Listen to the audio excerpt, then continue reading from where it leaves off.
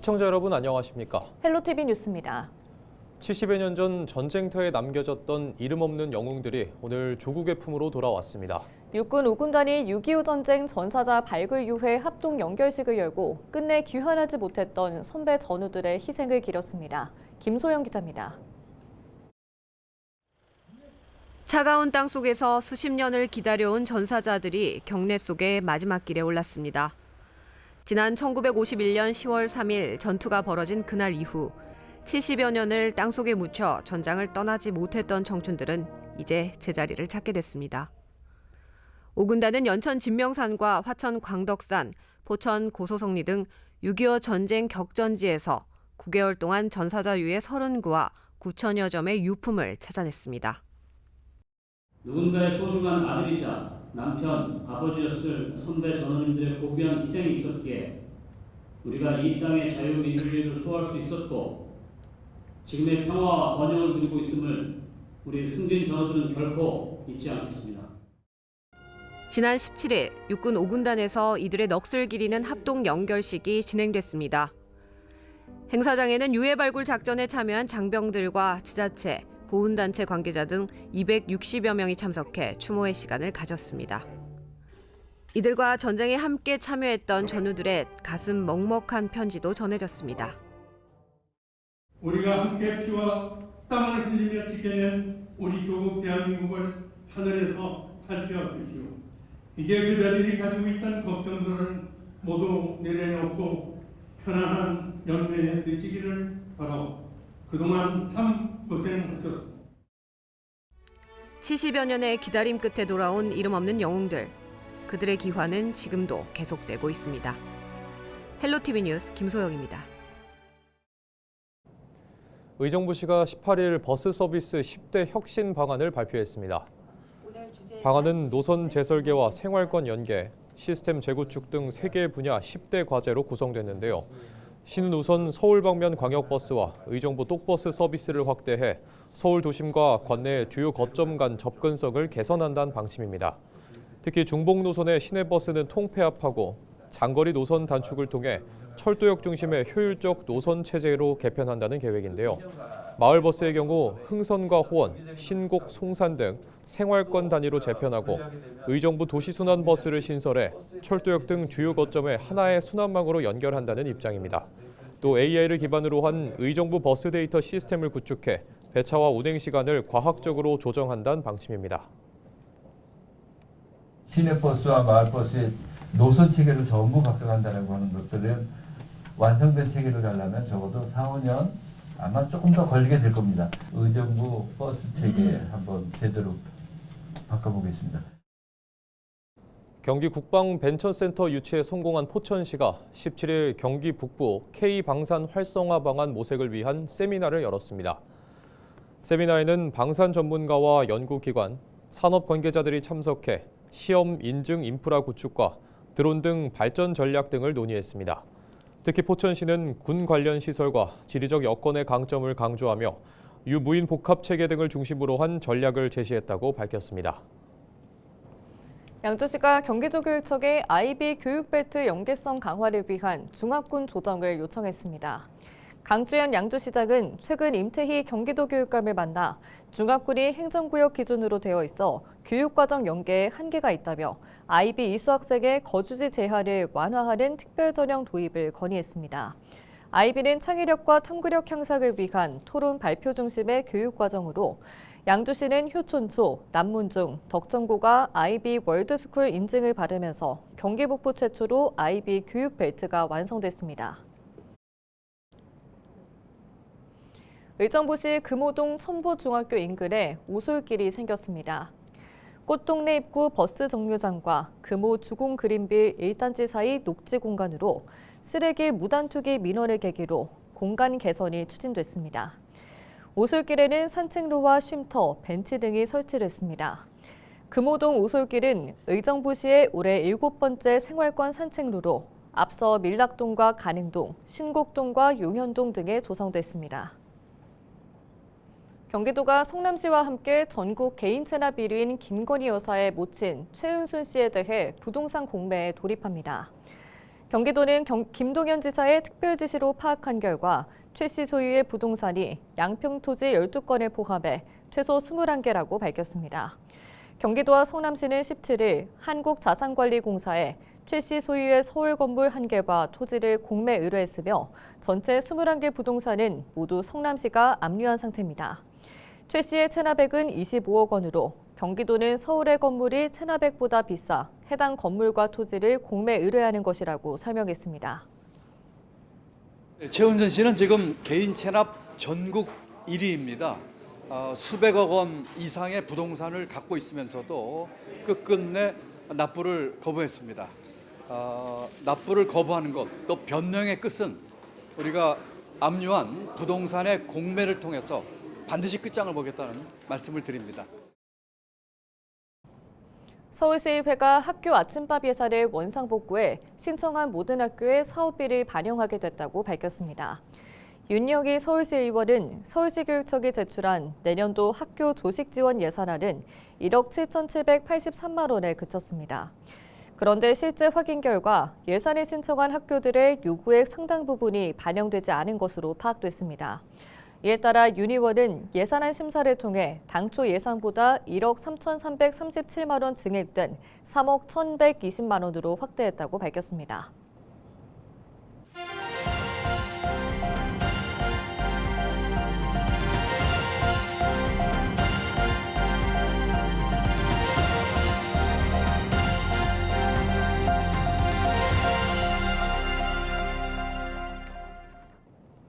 서울시가 강북 지역의 차량 정체와 도시 환경 개선을 위해 강북 횡단 지하도시 고속도로 건설을 추진합니다. 오세훈 서울시장은 18일 시청에서 브리핑을 열고 내부순환로와 북부간선도로를 없애고 지하의 강북 횡단 지하도시 고속도로 건설 계획을 발표했습니다. 사업은 성산나들목에서 신내나들목까지 20.5km 구간의 내부순환로와 북부간선도로를 지하화해 왕복 6차로의 지하도시 고속도로를 신설하는 것입니다. 서울시는 지하도로가 개통되는 즉시 기존 고가도로를 철거해 도로 용량을 확대하고 고가로 단절돼 있던 도시 공간을 연결 정비해 주거 환경 공간을 확충할 계획이라고 밝혔습니다. 사업비는 3조 4천억 원이 투입되며 2037년 완공을 목표로 추진됩니다. 서울시가 초고령 사회를 맞아 어르신 건강 관리를 위해 노쇠 예방에 나섰습니다. 노쇠는 단순한 노화가 아니라 작은 스트레스에도 몸 상태가 쉽게 나빠지는 취약 상태로 낙상이나 골절, 사망 위험까지 높일 수 있습니다. 이에 따라 노쇠 지표를 기반으로 한 서울시 어르신 기능평가 도구를 자체 개발해 관리에 나섰습니다.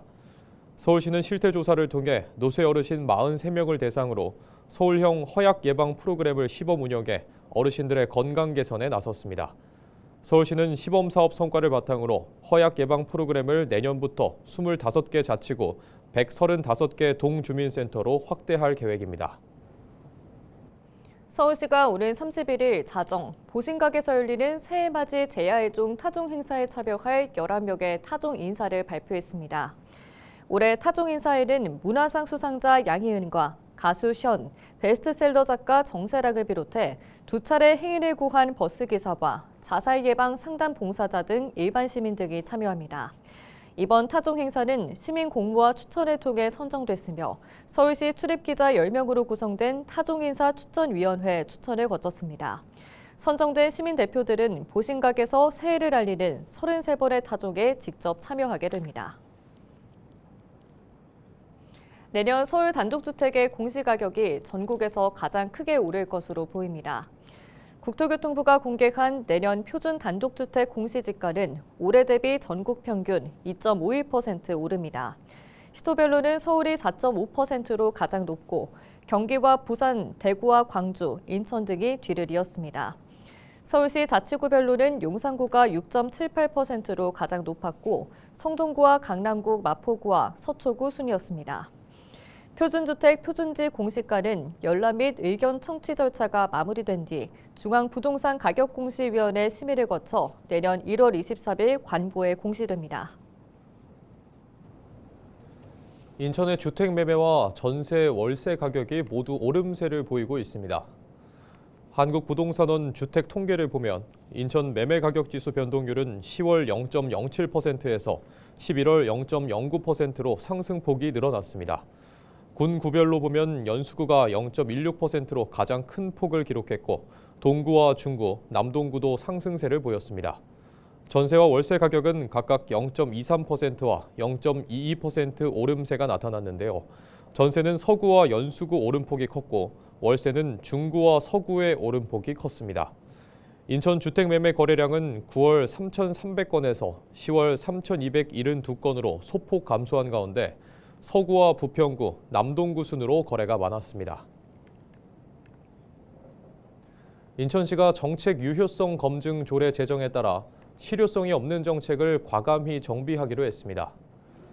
정책 유효성 검증 제도는 총 사업비 5억 원 이상 사업 중 정책 효과가 미흡하거나 이미 목표를 달성해 유지할 실익이 없는 경우 심의를 거쳐 폐지하는 것인데요. 관행적으로 유지되어 온 정책을 점검하고 성과 중심의 정책 운영 체계를 바로잡는 목적을 갖고 있습니다. 인천시는 내년 상반기 중 인천연구원과 정책 연구 용역을 추진해 세부 운영 방안을 마련할 계획입니다. 인천시가 지역 혁신 중심 대학 지원 사업인 인천형 라이즈 사업 2차 공모를 추진하고 있습니다. 이번 사업에는 AI 인재 양성과 원도심 재생, 소광역 협력 등 지역 현안을 반영한 신규 과제를 중심으로 총 37억 원을 투입하는데요. 인천시는 11월 18일부터 12월 8일까지 18개 사업을 접수하고 최근까지 심사를 진행한 상황입니다. 최종 선정안은 오는 23일 확정하며 내년 1월부터 본격 시행될 예정입니다. 인천시는 1차 공모에서 196억 원의 사업비로 12개 수행 대학을 선정한 바 있습니다. 국토교통부가 건설근로자 임금 체불을 막기 위해 건설산업기본법 시행규칙 개정안을 입법 예고했습니다. 개정안의 핵심은 하도급 대금 지급 시 원수급인 승인 절차를 없애고 발주자가 근로자 임금과 자재 장비비를 직접 지급하는 방식입니다. 그동안 원수급인의 승인 지연으로 임금 체불이 발생했지만 앞으로는 전자대금 지급 시스템을 통해 공사대금이 바로 근로자와 자재업체에 전달됩니다. 조달청도 하도급 지킴이 시스템을 개선해 내년 3월 30일부터 개정 규정도 적용될 예정입니다. 한국케이블TV 방송기자협회가 동국대학교 언론정보대학원과 상호 협력, 협약을 지난 17일 체결했습니다.